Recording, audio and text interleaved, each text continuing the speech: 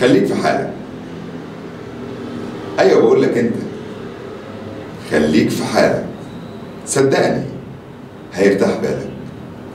مالكش دعوة ده بيصرف كام، او ده بيكلم مين، او ده قاعد مع مين. خليك في حالك، مالكيش دعوة بدي طلقت ولا دي اتجوزت. خليك في حالك عشان يرتاح بالك.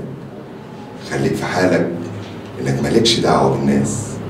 صلح من حال نفسك قبل ما تدور على الناس وعيوب الناس. صلح من حالك انت، صلح في بيتك انت. مالكش دعوة ببيوت الناس، مالكش دعوة ده اتخانق او ده طلق، مالكش دعوة ده بيصرف كام، مالكش دعوة ده عايش ازاي. دايما خليك في حالك. وعايز اقول لك على حاجة، من تتبع عورات الناس تتبع الله عوراته. فدايما خليك في حالك، صدقني هيرتاح بالك.